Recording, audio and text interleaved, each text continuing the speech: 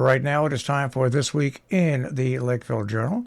John and Janet join us on a weekly basis, and we take a look at the stories they're following not only in the Lakeville Journal, but also the Millerton News. And we say good morning, John, and good morning, Janet. Good morning. And I want to say congratulations. I saw your article on Emily Edelman when I took a look at the paper last night on my computer, and we had Emily in here at the radio station. She actually worked at KZE before here, and then she worked for us for a while. And it's nice to see her coming down from Massachusetts to be back in our area and be over at the Millerton News. Yes, we're very excited about Emily joining us. She has been working with me for about a month or so, spending time in Millerton, meeting people, and helping to plan coverage. So I think you have a good experience with her. Everybody else we know has had a very good experience, and we're just really looking forward to having her help us cover eastern Dutchess County. Well, I always thought with Emily and everybody when of course Emily worked with us, she was much younger, but it was great to see somebody that wanted to go into the journalism aspect of the career, and the radio worked out for a portion of it, but she truly wanted to be a journalist, and that was different than working at what she was doing with here at the radio station, and even at WKZE. So it's just nice to hear the fact that she's back and she's working with you guys. I think that's terrific news. It is really great. We're so happy to have her. We're happy for Millerton and our New York State coverage. I know it's going to be a good era now. Yep, it's well, you got somebody who's committed. That's all I can say, and replaces somebody who was very committed as well. Exactly. That's the important thing. There will be no drop off in what the Millerton News was doing. She is. You couldn't ask for a better replacement. That's right. So all New York State readers, listeners, please get to know Emily. Contact her. She's here for you. All right. We'll go to the front page, and I got the press release and the announcement from Salisbury Bank and Trust, and put it up on our Facebook page first, and then on the radio.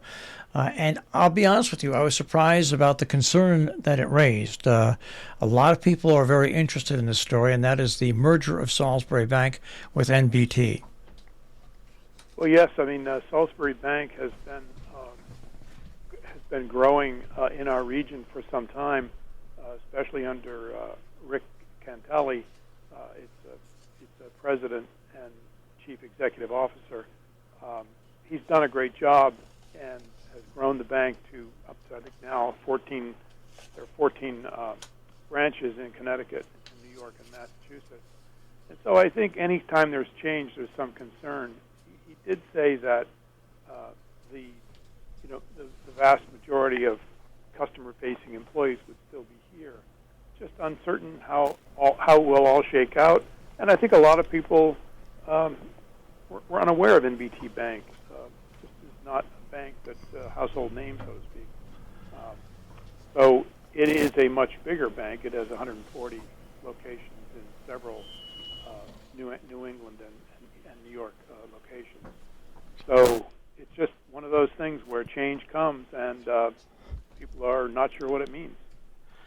All right. Well, I think that's what I saw about it. The question that was asked to me, and who's taking over who is what is what people wanted the answer to, and I think your article summarizes exactly what the details of the transition are. So, if people have questions, they should obviously pick up the paper and take a look at the story, because it answers a lot of those questions that are out there.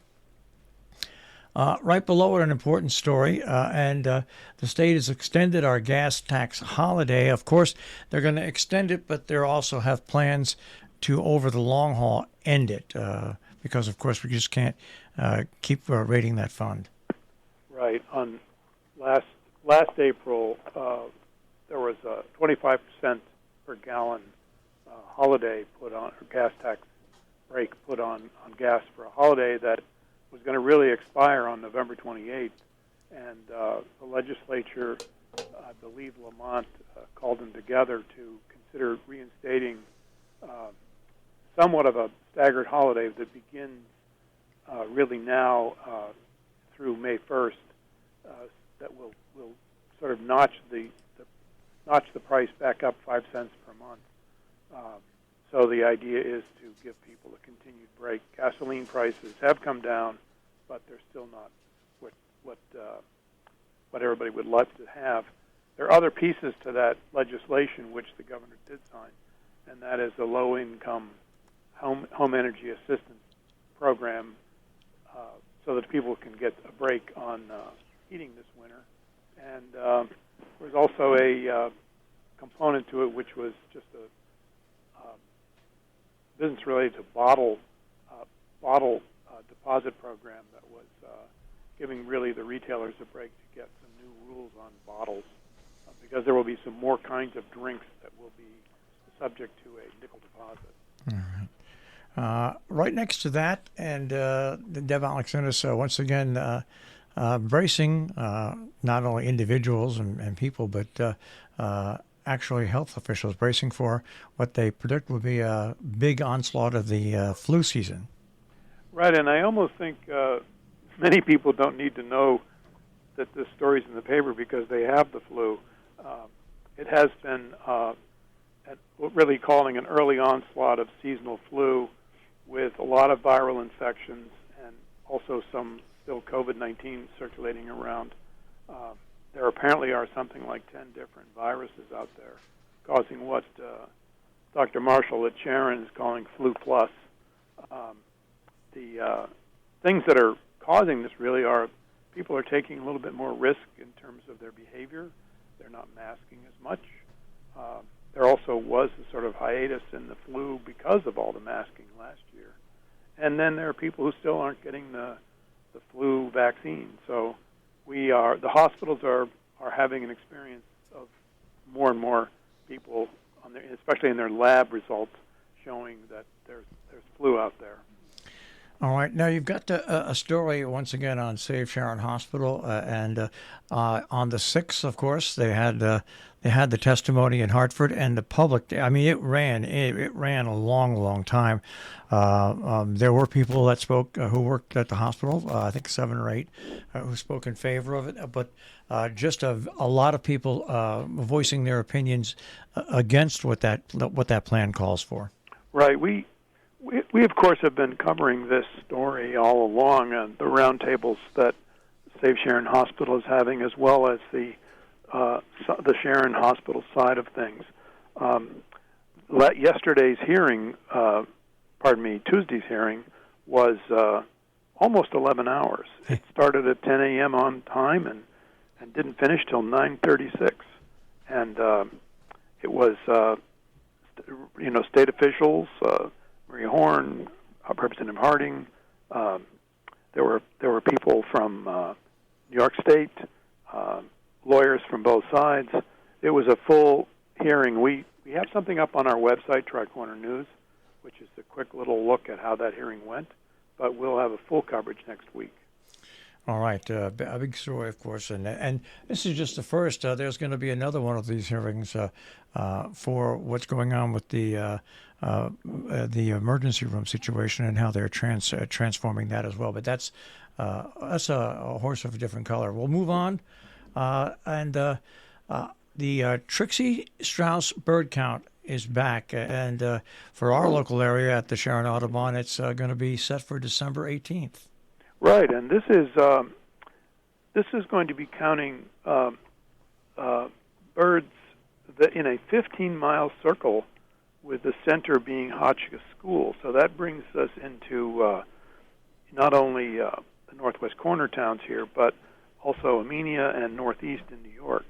So the Audubon Center is looking forward to, once again, counting all the winter birds, and that even includes birds that are in your bird feeder. So they're encouraging anybody to contact the Audubon Center if you want to sign up to be a counter and receive a feeder watcher form.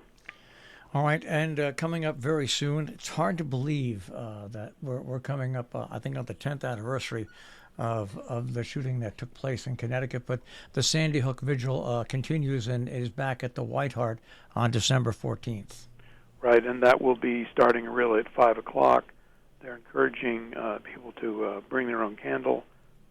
It will be in memory of Sandy Hook, as you said, and we definitely will be out there to cover that.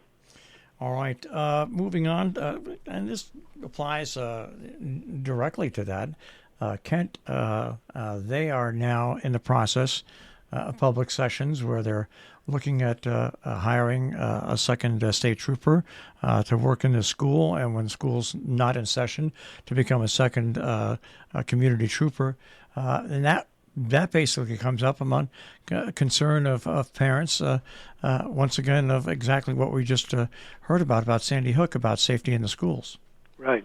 So this is the town has been weighing the idea of hiring a school resource officer in the form of a trooper at an expense of about $200,000 a year in their budget. And they've completed the town meeting. They are setting to be having a referendum vote on Thursday, December 15th, exactly 1 week from today. And the idea is that the officer would really be aware of the perimeter of the school, also play a role in mentoring safety for students and staff, and certain school administrators, and then would also, would not handle discipline in the school, but would be available for other things in the town as needed. There were some questions by residents, about the need for this. Gene Speck, the first selectman, kind of indicated that the best way to approach security is through a layered approach, and so it seems to have pretty much moving forward. The Finance Committee has given its green light. So the next thing is the town vote. All right, and right below that, by the way, we've got the toy drive in Millerton that's going on. We've got Sunday in the Country food drive for Christmas as well. And every year the Troop B police get together and they do a toy drive, and they've got they stuff a trooper car, and they accept toys at Troop B to be donated so it can be given to families in our area. So right, I couldn't resist taking a photo of two police cruisers with big toy drive signs parked in front of them, in front of that classic 50s Troop B headquarters. And inside, in the lobby, there's a Christmas tree with a bunch of presents already beginning to collect underneath. So that's the idea. If you want to give a toy, just go to Troop B and walk in, and there's the tree, and put the present down underneath. All right, and right next to that, of course, the FFA has their store open through the 21st, as long as they don't sell out like they did last year. It's open every day. You've got a nice picture there of the assembly of wreaths and all the people that are on deck and helping out in that. Right. It was Patrick Sullivan took a pretty atmospheric photo. It's too bad it's in black and white, but it's a color photo, which you can see on Tri-Corner News. But it's the breaking down of all the pine, and then there's another photo of FFA volunteers and former FFA members, building wreaths, creating wreaths, and their second production night is actually tonight at 7 o'clock. Money goes to FFA National Convention and other travel. All right, and you've got a story, of course. It was a holiday weekend in Salisbury on Saturday and Sunday, merry and bright, and a cold rain fell, but that may have damped some of the spirits, but they still went on with that weekend. They definitely did. The Salisbury Band, Christmas Brass, and Hot Chocolate Society played in a sort of what looks like a trailer that keeps them out of the rain, and people were. Lou Biceri was out doing his best explaining things historic, and there was just a pretty good-sized crowd at the Scoville Memorial Library Story Hour. So everybody rallied around. And in the obituary section, two very well-known people. We talked about this after it happened. Katie Gannett passed away in West Cornwall, and in Falls Village, Elizabeth Betsy Howie. Two very well-known and very well-loved people in each one of those towns. Yes, both of those obituaries, including an appreciation of Catherine Gannett, are really well worth reading because they give you not only the profile of each of these really special women, but they also really give you a sense of what the community is like and how they participated. Catherine Gannett and Elizabeth Howey both were major contributors to community life. All right, and Falls Village, like I said, I think the Sharon Plan is going to open up the floodgates in the state of Connecticut for more town and private partnership.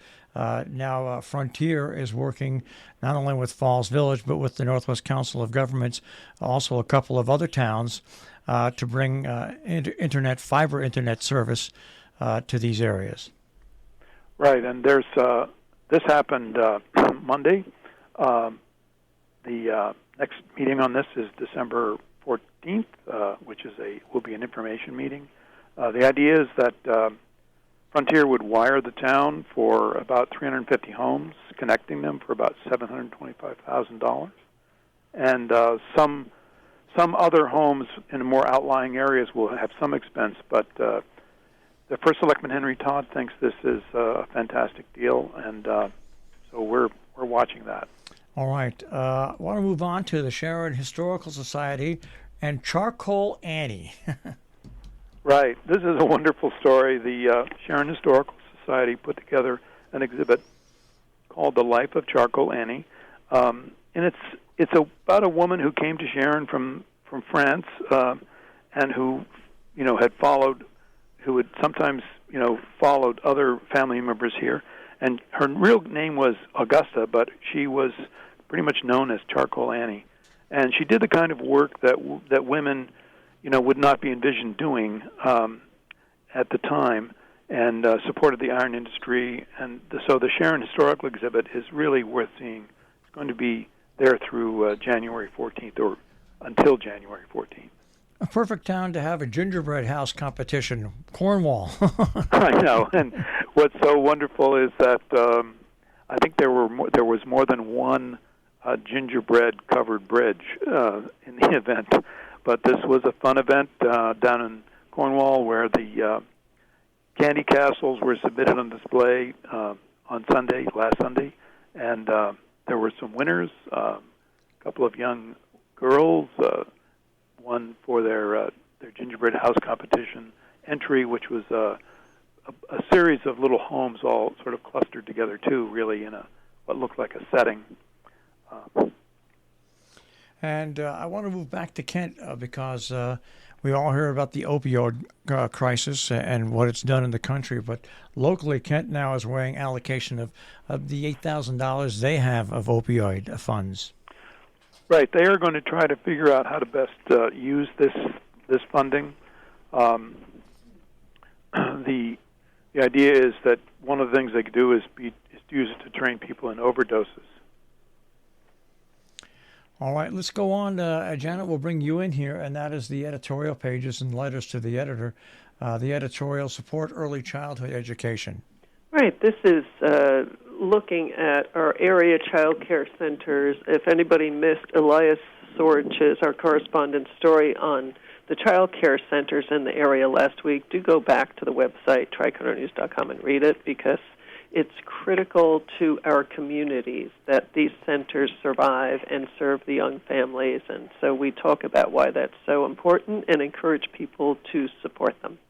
All right. And, of course, you've got letters in favor of growth opportunities at the hospital. And the Sharon Hospital is open, Sandy Hook, but also the grief journey, unwelcome, inevitable. That is a heck of a column. It is. This is a new column that Eileen Epperson, who is a reverend and doctor and life coach, and has been working with these issues for 20 years. And really, we all deal with them our entire lives, don't we? And she brings it all together and will continue writing on this topic. Do contact her if you would have any questions or suggestions for her. She's enthusiastic about starting this column. And then another guest commentary from Thomas Trowbridge about the library board weighing in on the hospital. That's right. Tom Trowbridge sent this over. They make many good points, and I decided to use it as a guest commentary so that our readers see what the Hotchkiss Library of Sharon has shared with the state. And then the body scientific, the past and future of COVID-19, and that is a wide open question.